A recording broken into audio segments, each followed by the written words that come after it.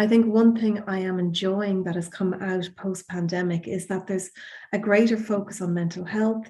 People are more open about expressing, and the data and the research really demonstrates that giving children that platform to express how they're feeling, because their feelings are valid. If they feel mad, that's okay, because that's their feelings. Those feelings and expressing those feelings, it's so important. And the research is indicating very much that it does support better mental health in later life.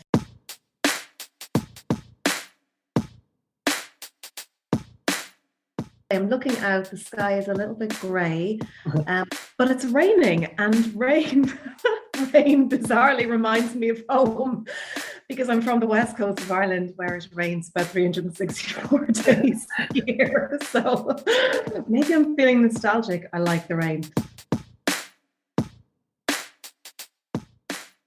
The children's writer within me is creating these ideas, these tales, these stories with morals, these stories with lessons to be learned.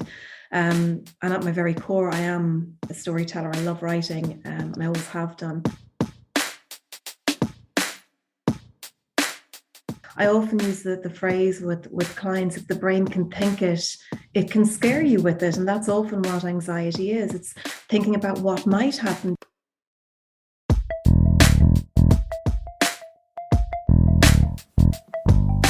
Hello and welcome to the Qualified Tutor Podcast, the podcast that brings you the latest in the world of tutoring, edtech and education, and hopefully inspires in you the big change that each and every one of us is capable of. Qualified Tutor is an industry-leading tutor training organisation and online tutoring community for thousands of tutors around the world. This podcast is the voice of this community, where we aim to hear from tutors, teachers, entrepreneurs, coaches, business experts, students, tutorpreneurs, and more from the world of tutoring about what inspires them every day, how they can help tutors like you, and what they've learnt about tutoring along the way. The question is, what will you learn today? Hello and welcome, listeners, to the 127th episode of the Qualified Tutor Podcast.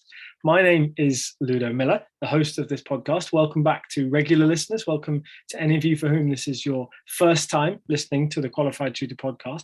And of course, a very warm welcome to our guest today, Amy Solon. Amy, welcome to the podcast. Thank you very much. Thank you for having me. That's our pleasure, really it is. Amy is a hypnotherapist and parenting coach, and one of a small number of specialists in the UK teaching and practicing a special method called the Golding process, otherwise known as sleep talk. If you've heard of that before, then great. And if you haven't, then I'm sure we'll discover a bit more about what that means and what that entails for specialists over the next 25 minutes or so. Now, Amy is a former primary school teacher in Northern Ireland, but currently resides in the, as we were just discussing, beautiful Dalgety Bay, just north of Edinburgh in Scotland. And when we first spoke, Amy had just come out of a wonderful Edinburgh Fringe Festival performance and was regaling me with tales of past Fringe performances that have had an impact on her and her family, including her daughter. Now, no pressure this time around, Amy, to regale our listeners with similar tales now that we're on air, but I'm delighted to be welcoming someone to the podcast with such experience in the lives, minds, and experiences of the children and adults she works with. And really, as I'm sure you'll come to understand, listeners, such a passion for helping others. Now, Amy, it's really great to have you on. Can I ask, what's giving you reason to smile today, Amy? Oh gosh, what's giving me reason to smile today? I'm looking out, the sky is a little bit grey, but it's raining, and rain bizarrely reminds me of home, because I'm from the west coast of Ireland, where it rains about 364 days a year. So maybe I'm feeling nostalgic. I like the rain. But yeah, we've had a lovely summer, and as I was just saying to you before we started this podcast, I've slipped back very nicely into a work routine. And usually after, a weekend away or a week away, I find it hard to get my head back into gear. But I don't feel like I'm there today. I just feel very motivated and focused. So that's making me smile. Perhaps because you knew you had such an important conversation coming up in the evening. Absolutely. I've been thinking about you all day, Ludo. You wouldn't be the first podcast guest, don't worry. Now, Amy, I wonder if you were able to gather any tales from your school days. I know lots of guests have been able to come up with tales from their past, tales from their teacher, of kind of what they were like as a child, what they were like as a school kid. Do you have any kind of memories of any patterns or threads that you remember from school teachers giving you feedback as a child? Yes. When I first started thinking about that came into my mind, I was quite a good girl in school. I wasn't much of a troublemaker, really. Well, I don't think I was. Maybe I was. Anyway, that's by the by. I think I'll reflect on that later. But I used to always get in trouble for sneaking my library books into school and reading them under the table. And there was one teacher in particular, Mrs. Gilmore, and she'd always say, Amy, put that book away. We're doing maths, or we're doing geography, or we're doing whatever. And I'd put it away for a minute, but then I'd get back just because I couldn't wait to read what would happen next. And I really remember at the end of the school year and the school report, her feedback was that I realized halfway through the year that you weren't being a bold girl, that you just loved reading so much. And that that kind of sums me up. I devour books, and I always have a book in my bag. I don't have, I've forgotten what they're called, the Kindle. I don't have a Kindle. It has to be a proper paper book that I can feel and smell. I love libraries. I love bookshops. I'm surrounded, you can't see it, but I'm surrounded by books. Yeah, so that's probably one of my main memories from school that probably sums me up quite well. A conscientious, and very hardworking student, I imagine. I'm sure that was, besides the sneaking them in, I'm sure that's a teacher's dream, is to have students who just cannot stop reading. Yeah. So, I mean, Amy, I wonder if that love of reading has kind of directed, or at least kind of led the way for what you do now. I mean, obviously, your role at the moment is not writer, but it certainly involves a lot of research and a lot of understanding the reason behind why the children and adults you work with act and behave like they do. Yeah, absolutely. I mean, I just wanted, is that, what do you think is your why then, Amy? I mean, why do you think you do what you do now? Yeah, well, certainly in relation to your first remark, I'm a storyteller. That's what I do. Whether I'm working with children or whether I'm working with adults, I'm using stories. I'm telling stories, whether that's my own experiences, whether it's when I work with children particularly. They're not necessarily, because adults love stories as well. The children's writer within me is creating these ideas, these tales, these stories with morals, these stories with lessons to be learned. And at my very core, I am a storyteller. I love writing, and I always have done. And yeah, that definitely has led into my why.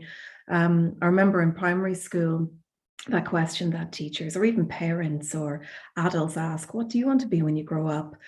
I remember so clearly telling a teacher that I wanted to fix people's problems. I have refined that view today. I'm more about solution finding and facilitating the process rather than fixing these days. But it definitely, absolutely led me to where I am today. I graduated with my degree in psychology, postgrad qualifications in teaching, coaching, hypnotherapy, different parenting approaches, amongst lots of other things. And my why has always, I'm very heart-led in what I do. I have to have a very fundamental belief in both the process that I'm working with, and my principles, I suppose, guiding with that, because that's very, very important to me. Yeah, almost helping your why is helping other people find their why. Yes, exactly. In a nice kind of roundabout way. I think that's amazing, Amy. And just touching on youngsters there that you mentioned. I mean, stress and anxiety are two kind of broad fields which you work in, Amy, and they have always played a large role in education, but perhaps over the last couple of years have played an unfortunately even greater role in our education system. Can you give us a bit of an insight into the physiology of stress and anxiety? What does it really look and feel like for children? Yeah, sure. Gosh, there's so many different ways to explain it. I suppose I like, going back to that storytelling. I like analogies. I like metaphors, and I often use the example of a smoke alarm. We have an inbuilt smoke alarm essentially that is alerting us to the dangers that are around us, whatever that might be. It's a very important system. It's there to keep us safe, commonly known as a fight or flight, amongst other things. But many of your listeners, I'm sure, will have heard of that fight or flight response, which is that cascade of chemicals, adrenaline, cortisol, etc., that enable a person to, I suppose, fight in a situation or flee from the situation. I talk often about, the times of our ancestors, the saber-toothed tigers, where the fight or flight gave us those chemicals to either spear that tiger or flee from the situation. And then you have those long periods of rest in between the peaks and troughs of stress, I suppose. But time has moved on. Our physiology hasn't necessarily. It's still a very good inbuilt system, but I feel that it's firing too often and too frequently, and we're often not seeing the tigers are there, but we don't see them. That might be in the place of, technology. I feel that we never have the chance to switch off. We're constantly on the alert because we're getting pings, notifications, we're getting all these horror stories through the media, through different media apps and so on, emails coming in, WhatsApp notifications, text messages, not being able to switch off.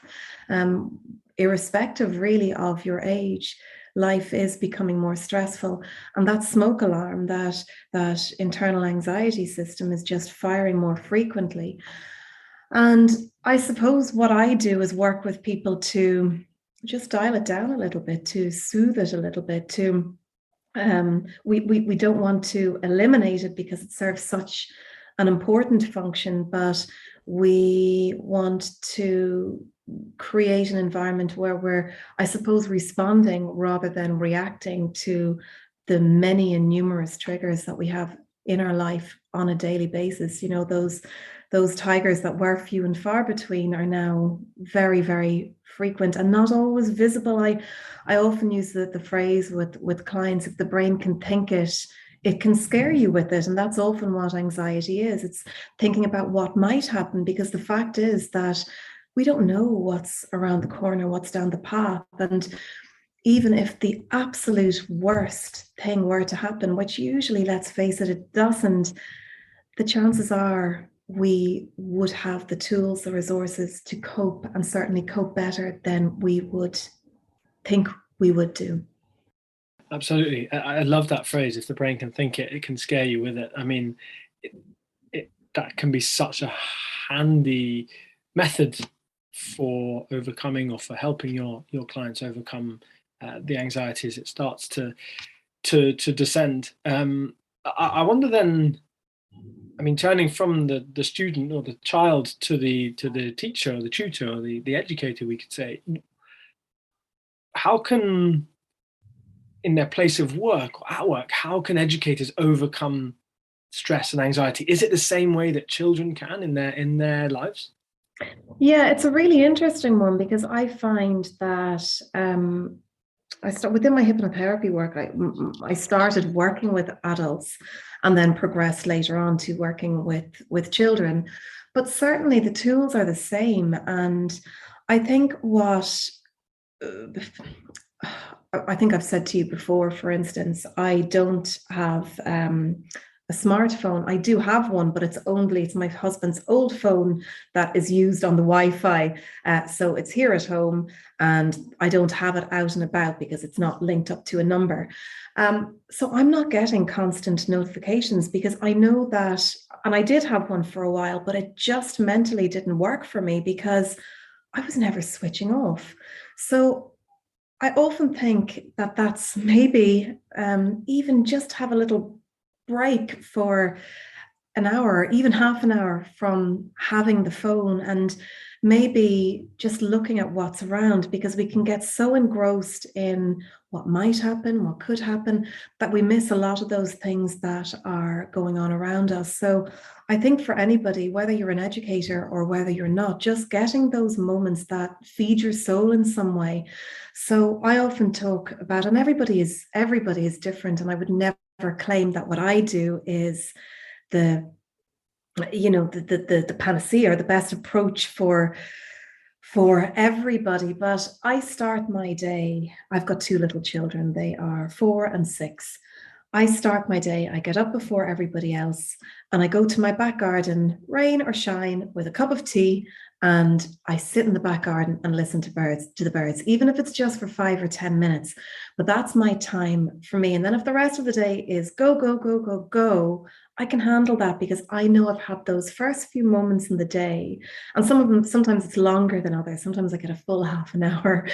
But I have those moments just to really let myself relax, to notice what's going on, because I think we can miss so much. And even tuning into our senses, I like sitting out in my back garden. I sit in my chair. I just take a few moments to breathe in, notice the fresh air. I'm lucky enough to live close to the sea. Can often smell the sea salt. Notice what I'm smelling, what am I hearing. Often you hear the birds around you. I've got two little squirrels that fight on the fence behind me, so they're often squabbling. Notice what I'm seeing, and for me it's the trees that are surrounding me, and it just enables me to really ground into nature, and I can feel my nervous system beginning to calm and beginning to relax. But there's so many different ways to do that. For some people, it's going out for a run. For some people, it's sitting in a coffee shop with a book. For other people, it's going to the library, or there's no right. My other thing that I love doing is sea swimming, because that's where I feel I'm so insignificant in this huge body of water. I'm this tiny little person, and everything feels so insignificant to me. But I think taking that time out, even if it's just for a few minutes a day, and I think we can all find 5 minutes that are just about what we need, whatever that is, just to do the things that enable us to forget about, because gosh, we'll spend the rest of the day, I'm spending the rest of my day looking at my emails and, oh gosh, I forgot to do this, or I need to arrange that, or so I know that having those few moments at the beginning of the day just sets me up in the right frame. The other thing that I think can be really helpful, and actually I thought I'd bring it along because it's a really nice thing to do. I use this little stone. You can use any stone. We just have this little palm stone that we use in our house, and at the end of the day, we pass the palm stone around between me and my children.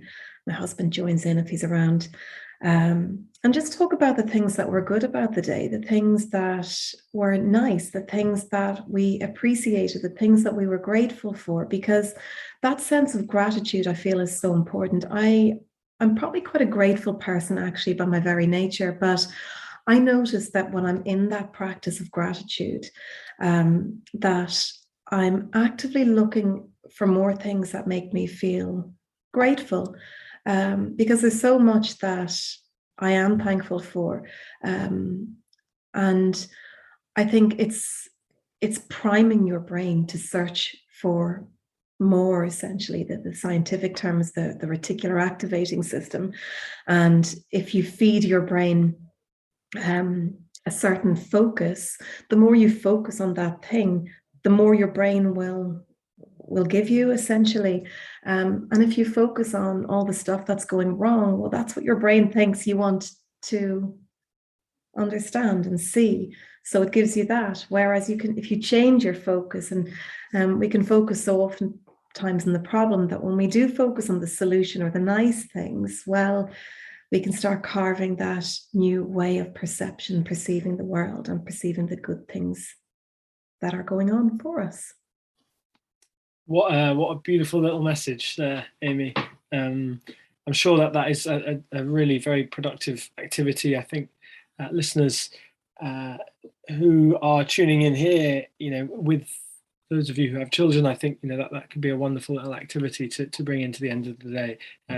Even if it's just a moment where you talk about how you feel that day, even if the gratitude part is not something your children align with, or it's not something they understand to begin with. I think just that act of talking as a minimum is really beneficial, and then you can move on to the gratitude thing. I know I've heard that lots of times, that living that gratitude and being very purposeful about that. And actually, when perhaps this ties in a little bit, but maybe not directly but indirectly, Amy, with this beautiful story about your daughter. You told me last time we spoke, being really engrossed in something so simple as a leaf that she'd picked up off the floor. I wonder if you could tell us a little bit about how that tale ties in with technology and focus in today's world. Yeah, absolutely. I watch both my girls, but my younger daughter particularly, she is so caught up in the moment.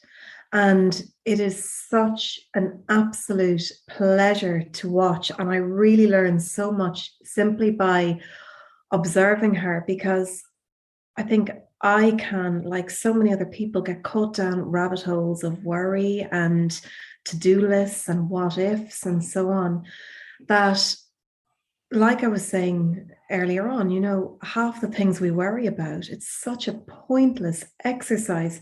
What's in your control? What can you do about it? If you can't do anything, put the worry to side and move on to the next thing. I know, easier said than done, of course, or oftentimes easier said than done. But I watched my little girl, who just turned 4 in July, and I was watching her. I can't remember where we were last week, but she does this in every activity she's involved in. But yeah, she was just following this leaf, and she was just so engrossed in this leaf. This leaf was the most magical thing. I could have given her, I don't know, the latest gadget. I'm not really into gadgets, so my brain is racking for something cool, and I don't know. I'm not a techie, as you probably know. So yeah, this leaf was the most amazing thing. She was just following it. She was contouring it with her hands. She was the textures. She was watching it move. She was blowing it and then watching it come up, come down. And this went on. I don't know how long it went on for. And she is somebody who's so present in her body, so present in herself, so present in the moment. And this is just the way she lives her life. And I hope to God she never loses it, because what a beautiful way to move through life, just being so comfortable in herself, comfortable in her skin, none of these societal limitations that we all have in some respect. And I suppose for me, it's a bit of a funny one in our house, because my husband works in smart technology. My tools of choice, I'd probably use a stone carver and a rock if I could, but pen and paper are my weapons of choice. So there's that kind of two ends of the scale for both of us, and we kind of meet in the middle somehow. But yeah, I don't know, and they're very small, so I'm not in that world just yet, but certainly I am pausing on the technology as much as I can. I don't want them not to be able to use a computer, of course, but for as long as I can get away without phones or um, particular devices and apps and so on. I want to do that because it's really interesting as well, looking at the psychology behind a lot of these apps and the dopamine hit that you get from scrolling. And I feel that we, children, adults, all of us miss out on what's actually going on around us. And I suppose for me, I am a nature lover. We're in the outdoors a lot. And I try and incorporate all of that into just our day-to-day lives and our walks and even things, and this might be a tool for parents, for educators, or even just for yourself, to encourage those, introducing different breathing techniques for children, because we don't always breathe optimally, and there's so much that we can do with our breath. But even introducing breath through things like flowers and asking them to smell, different roses or different, and even, taking a nice deep breath in. What do you smell? And then breathing it out and just letting it go. So simple things like that can be a really effective way to start introducing self-management tools to people of all ages, really, but children especially. What helpful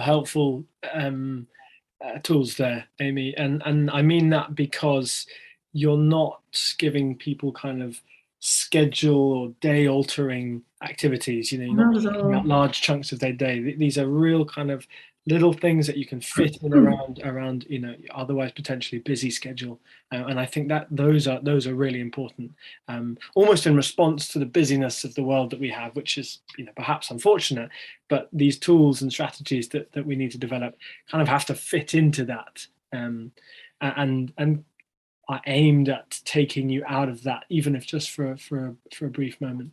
But Amy, it sounds like you're someone who's very much not bought into that kind of technologically focused and tuned in world too much, and that you're able to take a step back. I think that's a really great mode to be in for other for listeners to aspire to, and those that you work with, for sure. And now, a word from one half of last week's guest duo, Oppidan Education. It's Walter Kerr.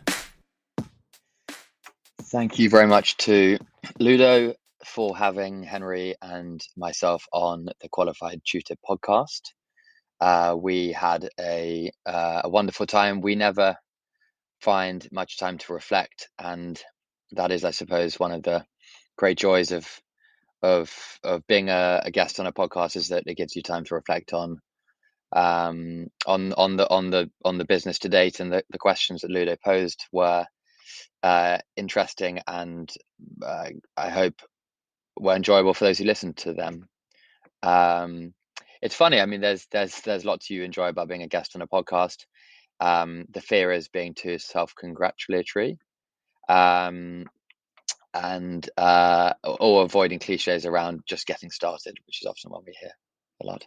But we thoroughly enjoyed our time on the podcast. And what would I say to a future guest? I couldn't possibly give advice on that, but it's a sure good fun time, and Ludo is a brilliant host.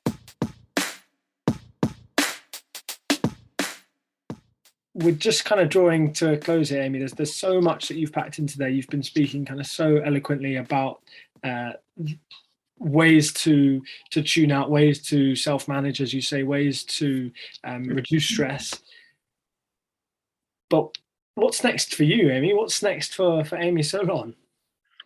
Gosh, my mind is always full of different ideas. I've over the last probably the last 6 months, I've been focusing very much on a course of combining my skills in a certain respect of yoga and my hypnotherapy, meditation, so on. So I've been really busy over the last 6 or 8 months creating these classes, which are very, very popular, which has been wonderful, and it's such a joy to get back after 2 years of not being in a yoga studio, to be able to do that again. So now that that's up and running, it's kind of looking after itself. I'm moving back and just putting a fresh eye on my parenting work, which I have such a love for. So that will be a large part of my focus probably over the next 6 months to a year, continuing to build on that, continuing to support different families, and support those units to just instill habits and behaviors that can hopefully bring a little bit of calm as well, because I think you're right what you said. There's something about, you don't want to be putting huge effort into things or changing structures, or people get bored or feel they don't have the time, and sometimes the biggest changes can be from the smallest shifts. And just to pick up very quickly, if you don't mind, just on something that you said earlier on that I think was so important. You spoke about acknowledging people's feelings, whether that's you yourself as an educator, as a parent, as a human being, but also those feelings of our children or the children that we're working with. Their feelings are so valid. And I think one thing I am enjoying that has come out post-pandemic is that there's a greater focus on mental health. People are more open about expressing, and the data and the research really demonstrates that giving children that platform to express how they're feeling, because their feelings are valid. If they feel mad, that's okay, because that's their feelings. Their behavior mightn't be the best choices, but their feelings are valid, and we can solution find around, better, more appropriate behaviors. But equally, those feelings and expressing those feelings, it's so important. And the research is indicating very much that it does support better mental health in later life. So I just wanted to highlight that just a little bit, because I thought it was something really important that you raised earlier on. Thank you, Amy. That's another great step for listeners to kind of take after this. In fact, if they want to get in touch with you straight after this, Amy, what is the best way for them to contact you? Yeah, there's lots of different ways. My Facebook page is Elements Hypnotherapy. That's ELEMENTS Hypnotherapy. I am also on Instagram, but I don't really use it very much because I don't understand it. I'm on LinkedIn as Amy Solon, SOLON. And my email address, or my website, is elementshypnotherapy.com, and you can get my email address there as well. Look at that. Okay, so if there's a boost and a surge in likes and followers and connections, Amy, then you can thank the QT podcast. Excellent. Yeah, and if it's not, then people are just listening in, and they're taking on what you're saying and hopefully implementing it. So yeah, that was a hugely important conversation, not only because I've been meaning to introduce our audience to you, Amy, for quite some time, but also as we're here at towards the end of August and we move into the autumn and to the winter, these kind of conversations are really important. We know that kind of the seasonal depressions and that kind of thing is strikes most as the summer comes to an end and we move into the colder, kind of longer nights. So yeah, thank you for coming on and discussing those things. I hope you enjoyed talking a little bit about what you do, Amy. I certainly did. Loved the chat, and yeah, loved having the opportunity just to share a little bit more. And yeah, it was just lovely to speak to you. Thank you, Ludo. That's not a problem. Next time we will be talking to a lady called Liberty King about a few lessons learnt from the first year of the NTP, about discovering a little bit more about how we can market ourselves as education businesses. So a really nice range of topics there after today's conversation about stress, anxiety, focus, technology, tuning out. Really, really important topics for educators and for ourselves as individuals, Amy. So thank you. And we will see all of you, dear listeners, next time. Thanks for tuning in. Cheerio. Bye.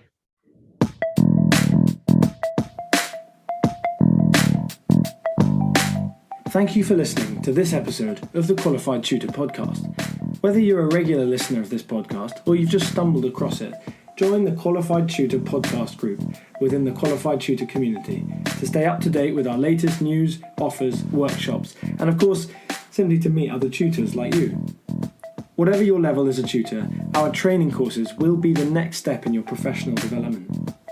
Visit qualifiedtutor.org/training to find out more about our CPD accredited and Ofqual recognised courses, the first of their kind in the tutoring industry. Your student deserves the best tutor possible. Make that happen today by joining Qualified Tutor